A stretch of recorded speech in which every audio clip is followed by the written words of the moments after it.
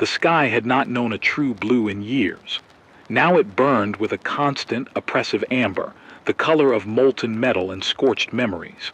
Sunlight no longer warmed, it seared. Shadows were short and cruel, stretching only to vanish in the glare. The air itself tasted of ash, smoke, and dust, a bitter reminder that the world had been wrenched from its old rhythm. Every breath carried a faint sting, every inhale a whisper of decay. Cities I once knew like the back of my hand had become foreign landscapes. Skyscrapers that once reached confidently into the sky now leaned like skeletons, steel ribs exposed, windows shattered, facades blackened by firestorms and neglect. Streets were cracked, fractured into jagged lines that swallowed tires, feet, and hope alike. Rusted cars lay abandoned like carcasses, their engines forever silent. In some neighborhoods, entire blocks had sunken into the earth or been reduced to ash and rubble. The libraries, schools, and theaters, the repositories of humanity's collective memory, had long since been stripped, burned, or scavenged for firewood and scrap. Water was a ghost. Rivers ran dry, their beds cracked and sharp underfoot, while reservoirs held only murky, stagnant pools. The air carried no promise of rain. Clouds, when they appeared, were black and heavy, pregnant not with life but with ash and the potential to choke what little remained. Heat waves were relentless. I remember the summer that lasted 3 years, the heat so constant that my skin cracked under the sun's merciless glare, and even the nights offered no reprieve. Every gust of wind brought dust, cinders or worse, ghosts of smoke from some unseen fire. The forests that once held birds, deer, and rivers of green had withered into brittle skeletons of themselves. Wildfires consumed what was left, leaping from tree to tree with a hunger that mirrored humanity's own desperation. The land smelled perpetually of smoke and burnt resin. Even the oceans, vast and indifferent, had risen and withdrawn, leaving behind brackish swamps, half-submerged cities, and the skeletal remains of once thriving harbors. Survivors were scattered like seeds on barren soil. Governments had fractured, faded, or vanished entirely. What order remained was localized, small, fragile, patches of human life huddled behind barricades, makeshift shelters, and scavenged fortresses. Rogue factions roamed freely, claiming whatever resources they could, their morality a distant memory. Scavenger bands ruled territories with guns, fire, and fear. Yet pockets of resistance remained, faint and fragile. A small radio tower here, a fortified compound there, communities built not on laws but on trust, rationing, and sheer stubbornness. I walk through these ruins, a ghost among ghosts, careful to avoid the scavenger patrols that move like shadows across the cityscape. Sometimes I find remnants of old lives, an abandoned baby shoe, a faded photograph, a child's drawing pin to a crumbling wall, and I can almost hear laughter, almost see family dinners, almost remember a time before everything burned.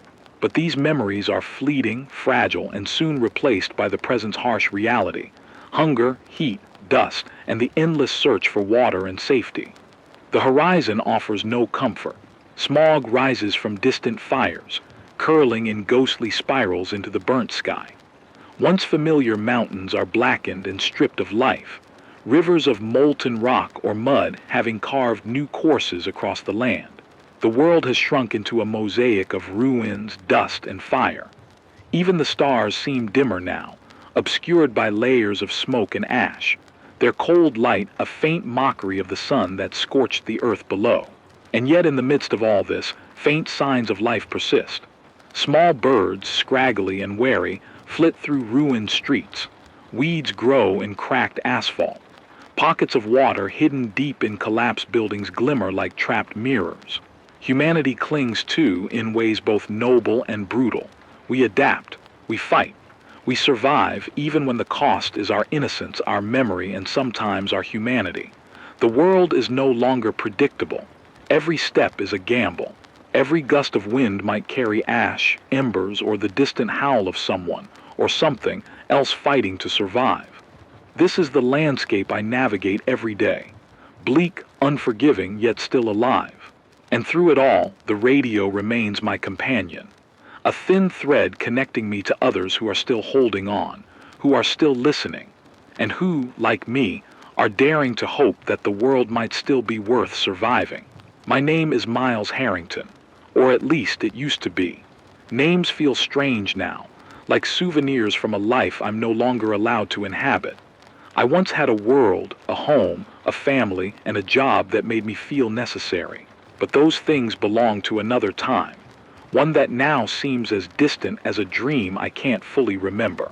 I live in fragments of memory, stitched together by the hum of this old radio, the faint whir of the pedal generator, and the dust-laden air that presses against my skin every moment I'm awake. Survival is a daily calculus. Each morning I rise before the sun, though sunrise is more a warning now than a promise, and check the perimeter of my shelter, a small fortified building half buried in the ruins of what used to be downtown. The walls are lined with scavenged steel panels, old wooden beams, and the occasional sheet of plastic ripped from some long-abandoned warehouse. Outside, the wind carries dust and ash in waves that sting the eyes and scrape at lungs. It's a world that punishes laziness. One misstep, a forgotten shutter, a misjudged ration, a careless footstep on brittle debris, and death or worse waits. Water is my constant obsession. I ration every drop, collect condensation from battered windows, and forage the few puddles that have survived the relentless drought. I have learned to read the soil, the color of rocks, the patterns of dust clouds, and the faint smell of moisture in the air, searching for hidden sources that could keep me alive another day. Food is harder. Cans and dry rations are treasures. Foraged fruits and roots are slim pickings, often bitter, occasionally poisonous if you misjudge them. I have perfected the bitter art of survival, of knowing what is edible and what is a trap. Hunger is a companion, sometimes a cruel teacher, but it is familiar. I am not alone, though isolation is a constant shadow. I keep contact with other survivors through this radio, voices drifting through static, a patchwork of hope and despair. They are few, scattered, cautious, and often desperate. Some are friendly, some are dangerous. I've learned to listen, to gauge the tone beneath the words, to detect the weight of exhaustion and fear hiding behind bravado. Trust is currency here, and it is always in short supply.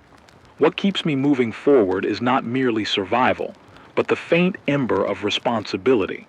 I broadcast because someone might be listening, because a voice can mean the difference between surrender and resistance, between silence and connection.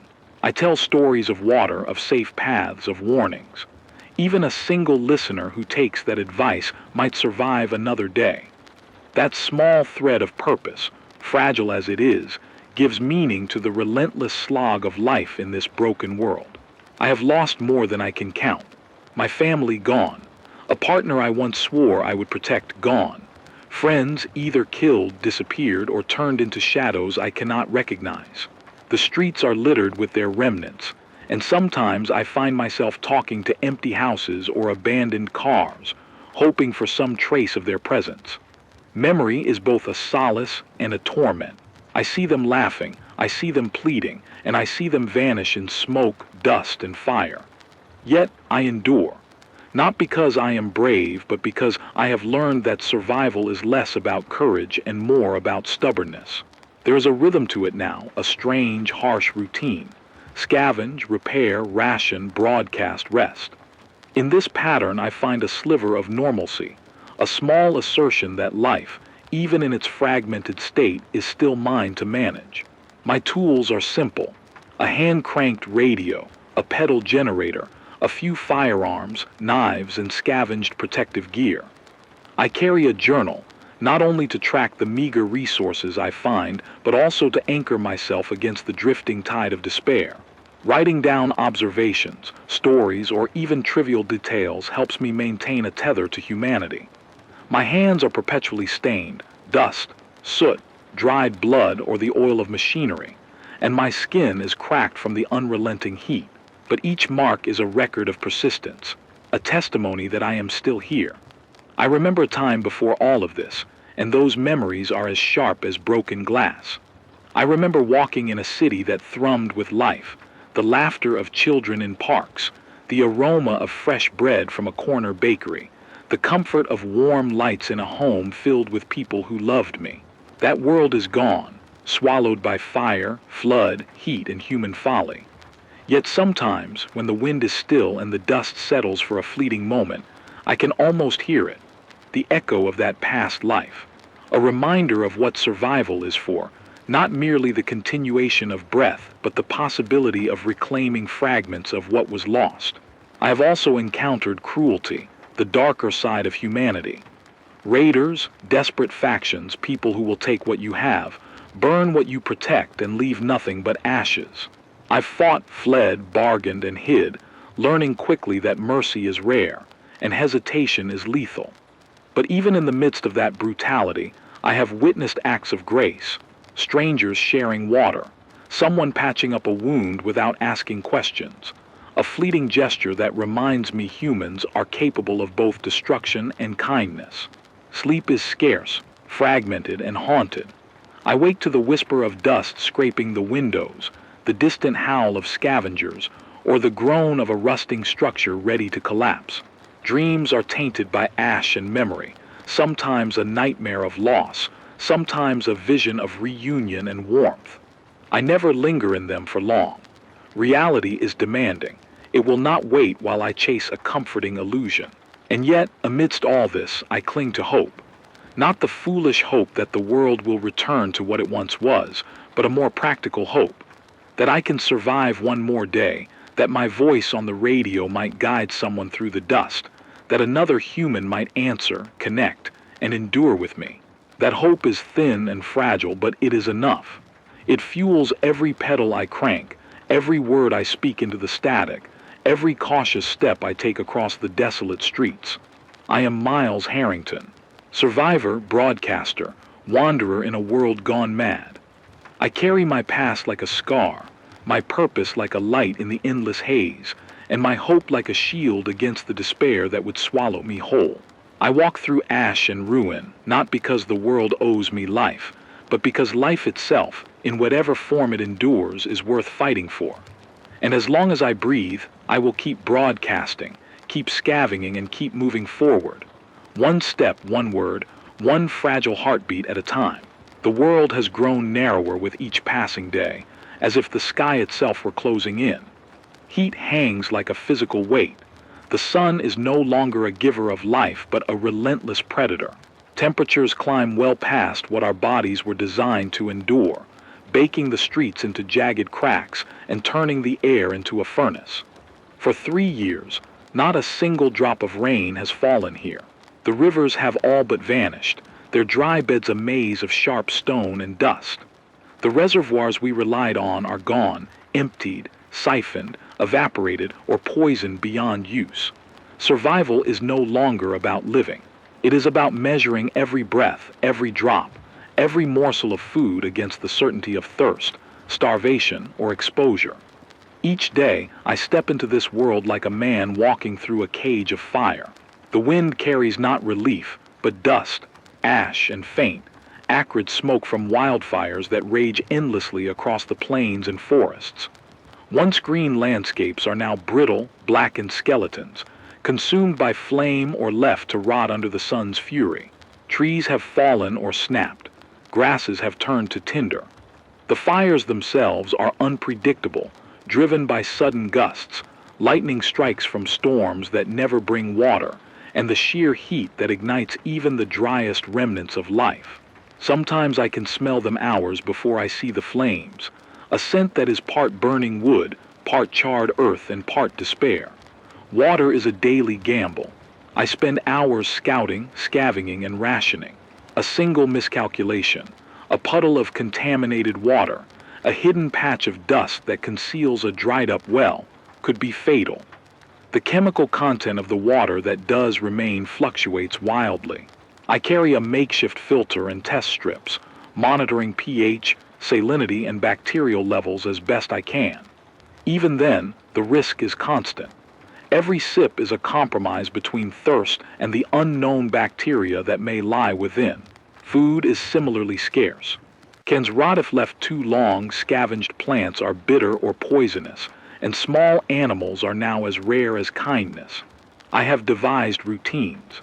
Every abandoned building is a potential source of sustenance, but it could also hide someone else, someone desperate, armed, dangerous. Raiders move in loose packs, scavenger bands that strike without warning, taking anything that isn't bolted down. I have had to fight for water, for food, for shelter. Each encounter is a reminder that humanity's collapse has made us predators as much as we are prey. The sky itself is not kind. Dust storms come without warning, blotting out the sun, scraping at skin, filling lungs with particles so fine they cut like sandpaper. I have learned to recognize their signs: an unusual stillness in the wind, a faint orange haze at the horizon. But even then, there is no certainty. During these storms, visibility drops to almost zero. I have crawled across streets, clinging to walls and debris, feeling my way forward, praying that I would not stumble into danger. The temperature extremes are not uniform. Some days it reaches beyond 50 degrees Celsius, making the air itself feel viscous, hard to move through. Nights offer little relief. The heat trapped in asphalt and metal radiates back. The ground never cools. The wind carries warmth instead of comfort. Our bodies are fragile in ways we did not anticipate. Heat stroke, dehydration, and exhaustion are constant threats. Skin cracks, lips split, and the eyes water relentlessly. I have learned to cover myself with layers of cloth soaked in water when I can spare it, to minimize exposure to sun and dust, and to move only during the briefest periods when the heat is marginally less lethal. The societal collapse is complete. Governments are no more than rumors. Power grids are dead. Police, fire, medical, and emergency infrastructure have vanished. Communities exist only in small enclaves, each fiercely independent, often distrustful, and sometimes hostile. Communication is mostly through radios like mine, weak signals carrying voices distorted by static, but threaded with the fragile hope that others survive, that knowledge can be exchanged, that guidance might be offered. Occasionally, I hear voices that are friendly, voices that warn me of bandits or indicate where water is hidden. But often the voices are angry, desperate, or deceitful, proof that even human connections are dangerous commodities. I have encountered others in the wilds. Some become temporary allies, sharing water or covering my back in exchange for something I possess. Others are enemies, raiders, or scavengers, human predators who measure survival in terms of what they can take from you. I have had to make hard decisions: fight or flee, trust or withhold, risk exposure or preserve life. Every day brings new calculations, new dangers, and a relentless erosion of the mind. Science has become survival. I track the patterns of weather, the migration of ash clouds, the subtle cues of soil moisture, and the direction of the wind.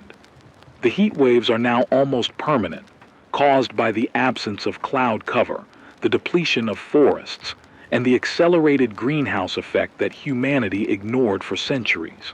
Radiation from the sun, unfiltered by depleted ozone, burns with intensity that has never been recorded in human history. Fires propagate faster, embers travel farther, and every spark is a potential disaster. I have learned to read satellite fragments salvaged from old equipment, or to improvise with handheld sensors, calculating humidity, temperature, and wind speed to predict the path of fire or dust storms. Even these tools are crude and unreliable, but they are better than chance. Fuel is another scarcity. Vehicles that remain are stripped bare, engines cannibalized for parts, tires melted or stolen. I rely mostly on my own 2 feet, and when I must move faster or farther, I scavenge fuel, always wary of drawing attention. Every movement is deliberate, calculated, because exhaustion can be fatal, and sound or scent can attract dangerous humans or wild animals forced into predatory patterns by scarcity. The psychological toll is no less severe than the physical. Anxiety is constant. Fear is a living presence in my chest. I wake with it and sleep with it, though sleep is rare and fragmented. Dreams are haunted by loss, by the cries of those I could not save, by the echo of the rivers that no longer flow. Every day I must fight despair as actively as I fight hunger or thirst. I speak into the radio not just to inform others, but to remind myself that my voice still matters, that someone might still hear, and that survival has meaning beyond mere breathing. I have watched entire neighborhoods collapse, entire communities dissolve under heat, fire, and the selfishness of desperate humans. The environmental disaster is self-perpetuating. Without water, plants die. Without plants, the soil turns to dust. Without soil, cities and towns erode. And without infrastructure, survival becomes increasingly chaotic. The human toll is immense. Disease spreads unchecked in unsanitary conditions. Malnutrition is widespread. Every day, the weak die, leaving only those capable of violence, cunning, or endurance. Humanity, in many ways, has become a predator species, desperate and dangerous. And yet, in the middle of all this, I keep moving forward. I scan, I ration, I broadcast. I share what little knowledge I have, where water can be found, how to avoid deadly heat exposure, which paths are safest through abandoned streets. I measure wind patterns to predict the next dust storm, and I track fire behavior to avoid death in flame. It is not enough to survive. It is necessary to outthink, outlast, and if possible, guide others toward survival as well. The crisis is not a single event. It is every day, every hour, every moment. It is the slow, relentless collapse of the environment, the unending struggle for dwindling resources, and the moral decay of humanity itself. Survival is not just against the elements. It is against time, against scarcity, and against the very instincts of the humans who remain. Every day the challenge grows harder, more perilous, more exhausting. And yet we endure, because if we do not endure, the world will swallow us whole. And our voices, our knowledge, our stories, and our humanity will vanish into the dust. The air is thick with dust, choking every breath I take, and every inhale feels like it might be my last. Each step kicks up a small storm, particles swirling like tiny knives in the haze, scratching at my eyes and lungs. The streets I walk are broken and unrecognizable, landmarks reduced to jagged skeletons of concrete and steel. I move cautiously, every sense alert, because danger comes in more forms than I can count. Water has nearly run out. My last cache is down to 2 liters, carefully rationed to last no more than 3 days, and even that is not guaranteed. The wells I used to rely on have long since dried or been poisoned. Streams are dust-lined scars, the soil cracked and empty, a mocking echo of their past bounty. Every puddle I find I must examine, filter, and test before even considering drinking. Sometimes I pour it on the soil instead, hoping to coax something edible to grow, but the ground resists. It is hardened, sunbaked, and indifferent. Food is no better. My last rationed cans are scratched and dented, the labels faded and useless. Scavenging is an exhausting gamble. I enter abandoned buildings, warehouses, and homes with a mixture of hope and dread. I've encountered rats, insects, even the occasional small animal that has adapted in ways humans no longer can. I've also encountered others, some friendly, most not. Desperation sharpens people like knives. Raiders patrol ruins, armed and merciless, stripping whatever can be carried and leaving nothing behind. I've had to fight, flee, and hide more times than I can count. Each encounter teaches me how fragile trust is, how quickly human kindness can be replaced by raw survival instinct. Fuel is gone. My small generator is running low, the last canister's barely a day's worth of energy. Without it, the radio goes silent, and with it, my connection to other survivors. My voice is a lifeline, and if the generator dies, that line is cut. I've learned to conserve electricity, running only short bursts, using hand crank power when possible, but it is not enough. Each day feels like a countdown, and then there are the rumors. Faint, fractured whispers on the radio, carried over static like fragile threads of silk. A community, they say, exists to the north, one that has found a reliable water source, that has reclaimed some semblance of order, that survives in a way we thought impossible. The signal is weak, distorted, almost certainly false. But the thought of it is a spark, a flare against the endless haze of despair. Could it be true, or just another cruel trick of hope in a world built on lies and ruin? I weigh it constantly. To pursue the rumor is to risk everything, water, food, even life itself. But to ignore it is to resign myself to a slow death. And yet, the lure is irresistible. It is what keeps me moving, keeps my legs from giving out when my muscles scream in protest, keeps my mind alert when exhaustion threatens to collapse it entirely. The journey is perilous. Dust storms arrive without warning, swallowing the streets in a choking, suffocating cloud. I have learned to read the sky for subtle signs, a sudden stillness in the wind, a shift in temperature, a faint haze rising in the distance. But even that is only a warning. The storms themselves are unpredictable, driven by heat, atmospheric instability, and the relentless depletion of the Earth's moisture. They sting skin, blind eyes, and scratch lungs, making each step a conscious decision against pain and fear. Raiders and scavengers are as constant a threat as the environment itself. I've learned to hide, to move quietly, to mask my scent with ash and dust, to avoid roads and buildings that might draw attention. They are not always human in their reasoning. Some move with the precision of hunters, coordinated in ways that suggest desperation has honed their instincts to razor sharpness. I have had to abandon food caches, water reserves, and even equipment to escape them, leaving a trail of loss behind me that haunts every step. And yet, despite the danger, I still scan for signs of life beyond mere survival. Broken gardens, patches of green pushing through cracked asphalt, birds returning to shriveled trees. All of it is proof that life persists, even when hope seems impossible. I cling to these fragments, each one a reminder that survival is not just about the next breath, but about maintaining faith that life can endure, even here. My internal struggle is constant. Should I trust the rumor of the northern community? Or is it just another trap, a siren call designed to lure the desperate into death? Every instinct screams caution, every ounce of reason warns of betrayal. Yet my heart pushes me forward, whispering that maybe, just maybe, there is a future beyond ash and ruin.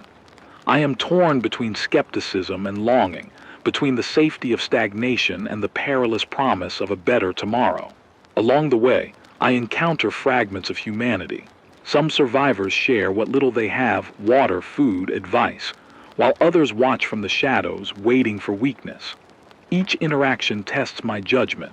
I cannot afford mistakes. Misplaced trust could mean death, and yet complete isolation corrodes the soul.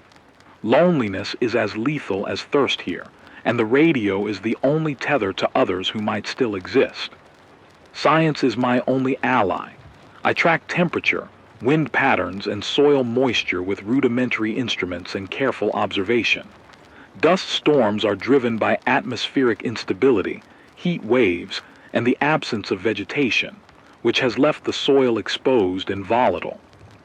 Fires propagate rapidly under these conditions, consuming everything in their path.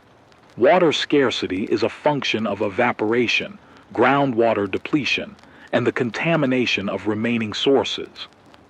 Each day I calculate, predict, and adapt, using data to inform every decision, because instinct alone is no longer sufficient. The rumor of water to the north becomes more than a hope. It is a compass, a narrative I repeat to myself to endure the harshest stretches. I map the terrain, avoid obvious dangers, and mark safe resting points. I ration the remainder of my water, pace my travel, and conserve strength.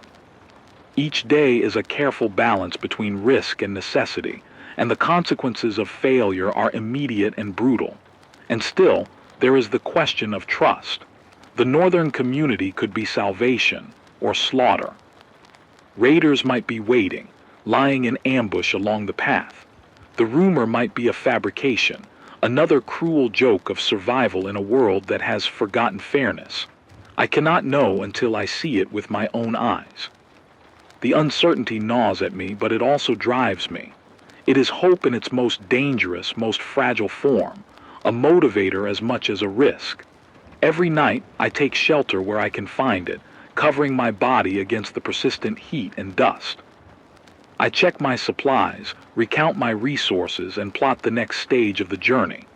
Exhaustion presses on me, but the possibility of water, of community, of survival beyond mere endurance keeps me awake, keeps me moving. The streets and ruins of the city, the skeletal remains of buildings and vehicles, and the ever-present ash remind me that stagnation is death. Progress, however uncertain, is the only path forward.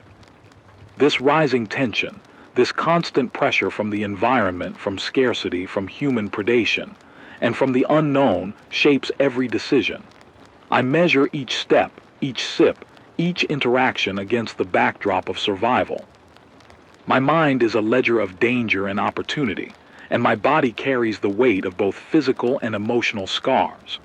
The rising stakes push me to extremes, pushing through storms, foraging in dangerous zones, risking encounters with other humans, all for the faint hope that the rumor to the north is real, that salvation exists somewhere beyond the ash and dust. Even as my muscles scream, even as my throat burns and my eyes water, I keep moving. I keep listening, watching, calculating. Every step is a test of endurance, every breath a fight against despair. The rising action of my life is not just external, it is internal, a battle of hope against fear, skepticism against longing, survival instinct against the need for connection. I am walking through an unforgiving landscape, but I am also navigating the treacherous terrain of my own mind. Because in a world where the air burns, the ground cracks, and every human encounter carries risk, the smallest flicker of hope can become the most dangerous, yet most necessary, force of all. I had been moving north for days, my feet raw, my throat scorched from dust and dry wind, my body screaming at me to stop.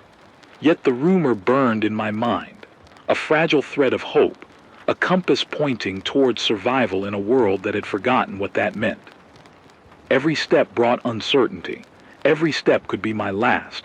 I had already lost too much to turn back now. The horizon changed first. The orange haze of dust lifted slightly, revealing shapes that seemed impossible after months of desolation. A faint shimmer, a reflection, broke through the heat-warped air. I squinted, hoping my eyes weren't deceiving me, but the shimmer held. There, just beyond a cracked highway and a ravaged forest, lay water, real water. Not a puddle, not a mirage, something large, deep, and shimmering in the sun. My heart pounded. Relief surged, but it was tempered instantly by caution. Water attracts people, and people attract danger. I crouched behind a fractured wall of concrete, scanning. There were movement patterns, shadows darting along the banks, figures that might be scavengers or survivors, armed and alert. I couldn't risk a direct approach. Then I saw it, a settlement. Not just a few tents, but structures, barricades, signs of organized survival. Solar panels clung to roofs. Water storage tanks rose like sentinels, and smoke drifted lazily from small chimneys. For the first time in months, I saw order, a community that had mastered a semblance of life amid ruin. I felt something I had thought long dead, hope, but hope comes with a price. I had no supplies left to barter, no weapons beyond my knife and wits. Approaching could mean death if they didn't trust me. And yet retreating now would leave me parched, exhausted, and likely doomed in the harsh expanse I had crossed. I had to decide, risk everything for the possibility of life, or accept slow death alone in the dust. I moved cautiously, keeping low, scanning every shadow, every glimmer of metal. The settlement's perimeter was reinforced with scavenged steel and wood. There were traps, tripwires, and signs warning outsiders to stay back. I stepped carefully, listening to the crunch of dry leaves underfoot, every sound amplified in the oppressive silence of the wasteland. As I neared, a voice called out, sharp, commanding, human. "Who's there?" I froze. My throat was dry, my voice weak. "I am just passing through," I croaked. There was a pause, then movement. Two figures emerged from behind barricades, rifles trained on me, cautious but not immediately hostile. Their eyes narrowed, reading me, weighing my intentions. I raised my hand slowly, showing no weapons. "I don't want trouble. I've come looking for water, for help." The standoff lasted an eternity, the heat pressing against us, the dust curling around our ankles. Finally, one of them lowered their rifle slightly, signaling me forward. The moment I stepped into the settlement, I realized just how different life could be, even here. Children ran between structures, laughing, unafraid. Gardens bloomed in raised beds, tended with care. Water ran in small channels, and the scent of cooking drifted through the air. People moved with purpose, trading, repairing, growing. They were survivors in a way I had not thought possible anymore. But my relief was short-lived. The sky shifted suddenly. Dark clouds, black and suffocating, rolled above. The wind picked up, carrying an acrid smell I knew too well, burning dust, scorched wood, and something worse. A storm was coming, and it would not bring rain. Dust and ash, lightning and fire, all driven by the unrelenting heat. I felt the hairs on my arms stand on end, a warning I could not ignore. The settlement's leaders moved quickly, securing tents, reinforcing barriers, warning the children inside. I was ushered to a small shelter where water and food were offered. My body craved both, yet my mind was already calculating. This storm would test the community and me. Survival had never been guaranteed, and even here we were fragile. As the first gusts hit, I realized the gravity of the moment. I could join them, share in their resilience, and perhaps rebuild a life with others. Or I could leave, continue wandering, carrying my knowledge and my solitude. Either choice would define the next chapter of my existence in this broken world. The storm came in waves. Lightning struck nearby, igniting small fires along the outskirts of the settlement. The wind shredded the weaker structures, scattering debris like shrapnel. Dust choked lungs and eyes alike, and every person moved with urgency, securing water, food, and shelter. I helped where I could, moving with instinct honed by months of survival, feeling the raw power of nature push us to the edge. Inside the shelter, I reflected on the choices that had brought me here. I thought of the people I had lost, the paths I had abandoned, the countless hours spent scavenging and hiding. Every decision had been a compromise, every action a negotiation between risk and survival. And now, in this moment, I faced the ultimate reckoning: surrender to fear or embrace the fragile possibility of hope and connection. The storm intensified. Ash and embers swirled like miniature hurricanes. Trees that had survived for decades snapped like twigs. The settlement trembled under the assault, and yet the people inside moved with practiced coordination. It was a dance I had only glimpsed before, a testament to human ingenuity and resilience. I realized that survival was more than endurance. It was adaptation, collaboration, and courage. I found myself drawn to the water tanks, checking valves, reinforcing weak points. My hands were blistered, raw from effort, but each turn of a wrench, each secured panel, felt like reclaiming some small piece of control over the chaos. The storm was beyond our power, yet our efforts mattered. Every action, every decision, was a declaration that life could persist even under the harshest conditions. Then came the choice I had been avoiding. A young scout ran in, breathless, warning of a fire igniting a ridge above us, one that could funnel down directly into the settlement. There was barely time to react. I had to decide: do I help lead an evacuation, risking exposure to the storm and debris, or stay inside with those who could not move quickly, counting on our fortifications to hold? I acted without hesitation. My body, trained by months of relentless survival, moved with purpose. I led a small group outside, guiding them through the whipping wind, the choking ash, the razor-sharp debris. Every step was a negotiation with death, every breath a gamble. Behind me, the settlement was partially exposed, but the people inside fortified what they could. As we reached a safer area, I paused, looking back. Flames licked the horizon, black clouds blotted out the sun, and the wind carried a roar that felt alive. And yet, despite the destruction, life endured. Children clung to parents, adults fought to protect each other, and I realized this was what survival had become. Not just enduring the elements, but enduring together. The fire eventually passed, leaving a landscape of blackened ash and scorched earth, but the settlement had survived. We were battered, exhausted, but intact. The water tanks still held, the gardens remained, and the people, resilient, wary, but alive, looked to each other for guidance. In that moment, I understood something crucial. Survival is not about solitude, not about hoarding knowledge or resources. It is about connection, about shared effort, about finding strength in others even when the world seems determined to crush you. I had walked through ash and dust, fear and despair, only to discover that hope was not a rumor, not a mirage. It was real, but it required risk, trust, and courage to grasp. I stood there exhausted, my body aching, my clothes torn and stained. My heart raced not from exertion alone, but from recognition. I had reached the turning point. This was more than a settlement, more than water, more than shelter. It was a living testament to human resilience. And for the first time in months, I allowed myself to feel it fully, hope. The storm had not broken us, but it had reminded us of our fragility. And as I looked at the faces around me, the scars and sweat and determination etched into every expression, I realized that survival was not a solitary act.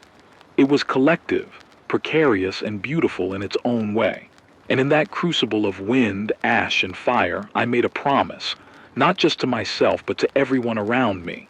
We would endure, together. The storm finally passed, leaving behind a landscape that was both familiar and alien. Ash clung to every surface, coating the settlement in a fine gray powder that made even the most vibrant gardens look ghostly. Smoke still curled lazily from scorched ridges in the distance, carrying the scent of fire and burnt earth. The air was thick with particles, and each breath reminded me that survival was never guaranteed, even here.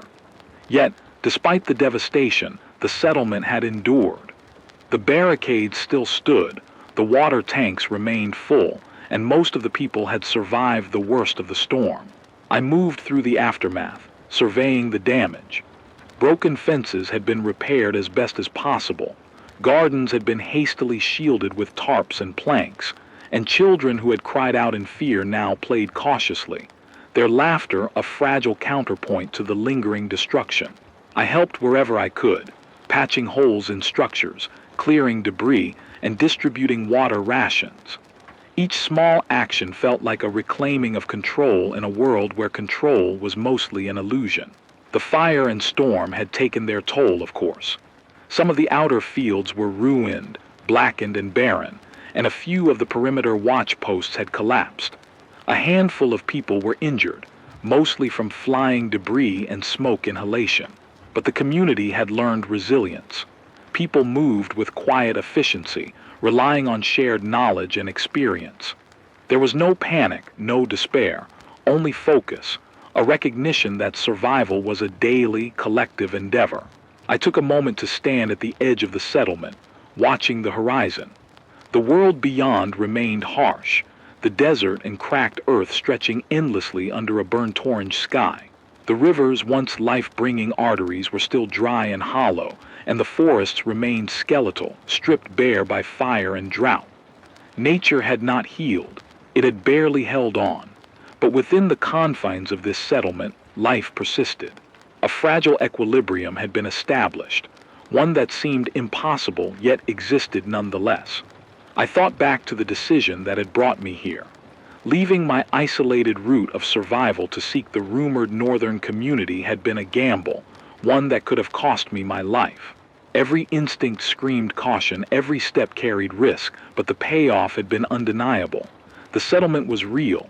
Water flowed, people survived. Hope, long absent, now had a tangible shape.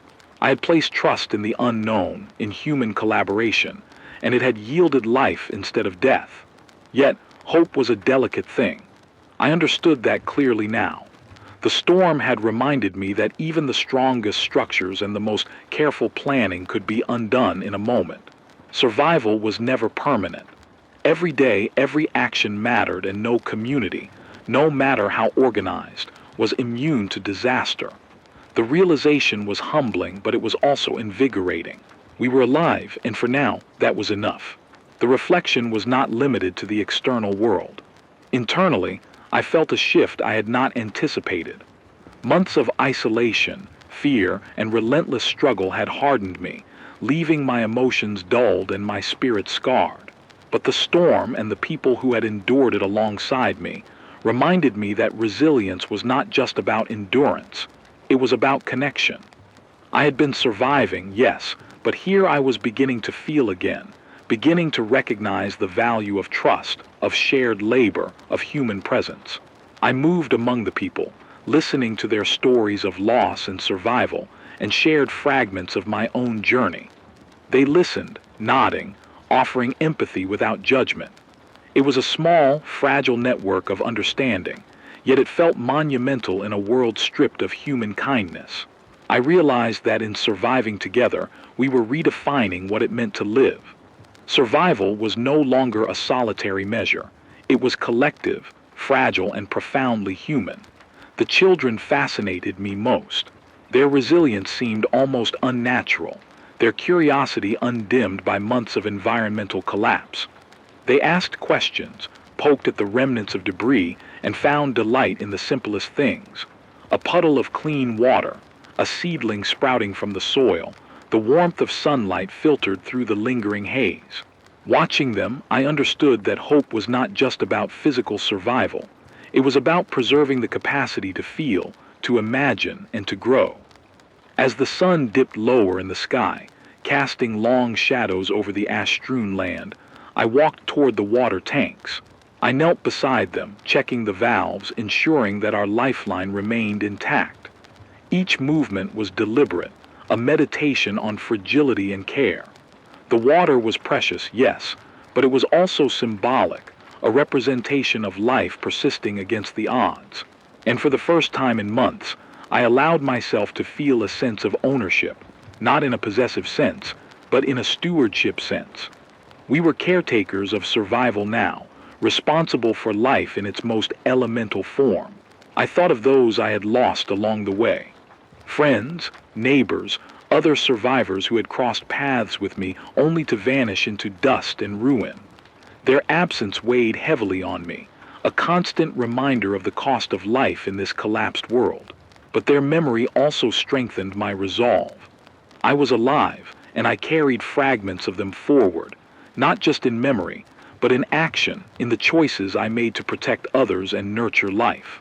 Survival, I realized, was an act of remembrance as much as it was an act of persistence. The settlement itself began to stir with renewed energy. People repaired, planted, and strategized. The leaders organized patrols and safety checks, assessing vulnerabilities exposed by the storm.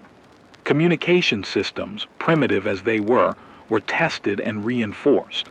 Each action reinforced a sense of continuity, a recognition that even in a shattered world, life could persist through care, planning, and cooperation. I found a quiet spot on a ridge overlooking the settlement, a vantage point where I could survey both our sanctuary and the harsh expanse beyond. The wind still carried dust and ash, and the distant horizon shimmered with heat. The world remained unforgiving, relentless, and dangerous. But here, within this fragile bubble of human ingenuity and courage, life had carved out a foothold. The contrast was stark, but it was a beacon, a reminder that even when the environment fights back, survival is not only possible, it is actionable. Reflection deepened as night fell. I considered the choices that had brought me here, the paths taken and avoided, the risks embraced, and the dangers survived. Every moment of fear, every encounter with other humans, every day spent scavenging or hiding, had led to this point. I understood now that survival was not merely about enduring threats, but about recognizing opportunities, taking calculated risks and trusting in the fragile networks of life around us. Sleep that night was fitful. I lay beneath a tattered tarp, the stars obscured by lingering haze, and contemplated the future. There were still threats: drought, dust storms, human predation, disease. But I felt equipped, mentally and emotionally, to confront them. The community's survival offered both protection and responsibility. I was no longer alone, but I had a role to play, and with it came both weight and purpose. Morning brought clarity. The sun rose behind a veil of orange haze, illuminating the settlement with a soft, eerie glow.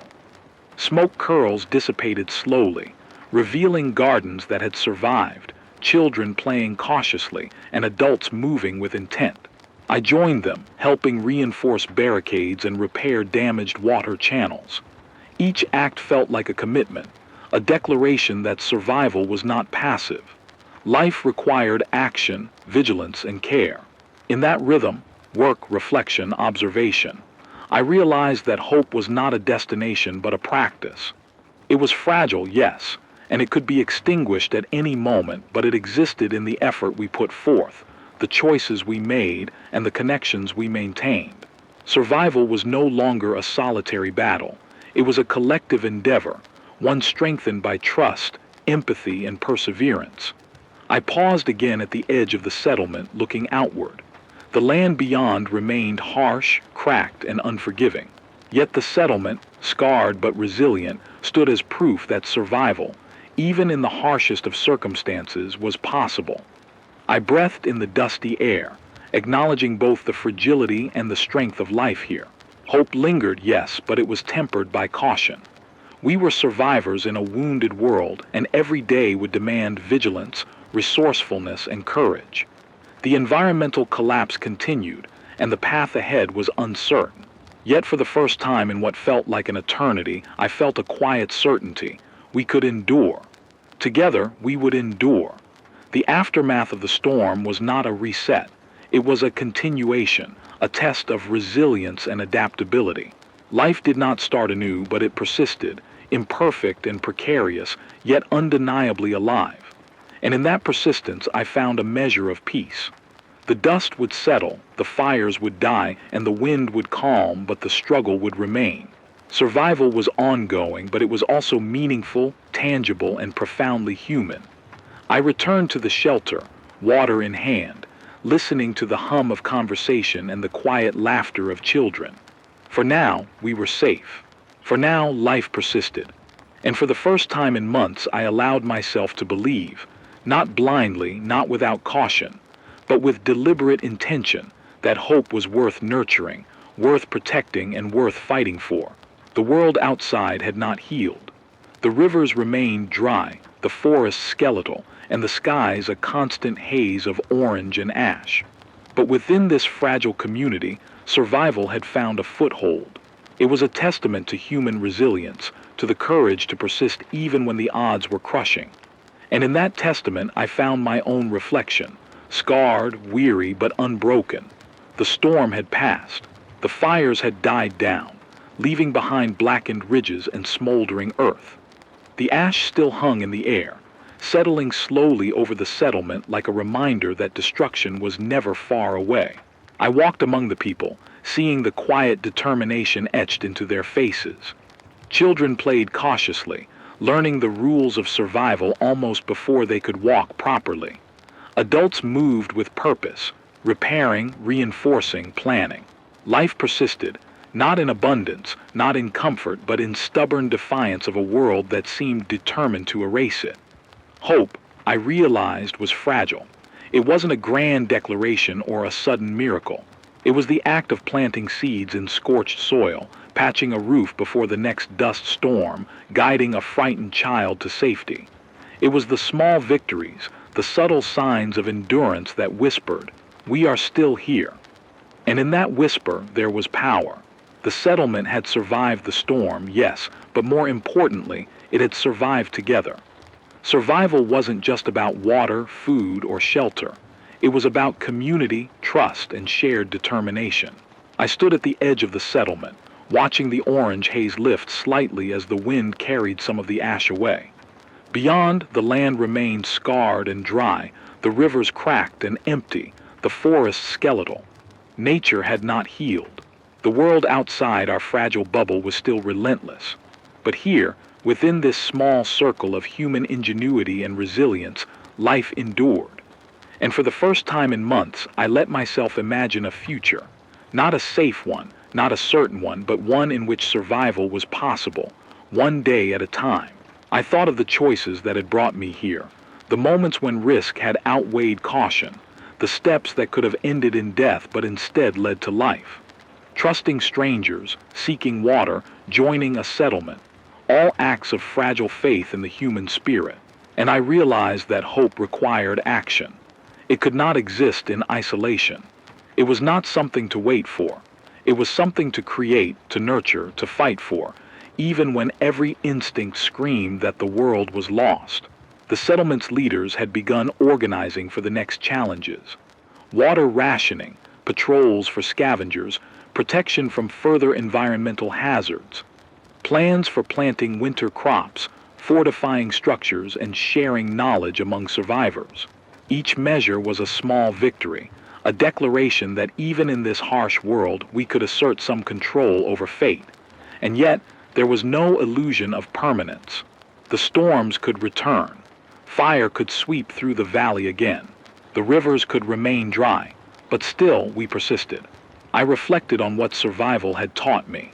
It was not glory or triumph that mattered, nor was it comfort or certainty. Survival was endurance, creativity, and empathy. It was the ability to act despite fear, to trust despite betrayal, to nurture life in a landscape that seemed intent on crushing it. And in this fragile, collective determination, I found meaning. There were moments when despair threatened to overwhelm. I thought of the countless dead, the towns erased, the landscape scorched beyond recognition. I remembered the faces of those I had loved, and the emptiness where they once had been.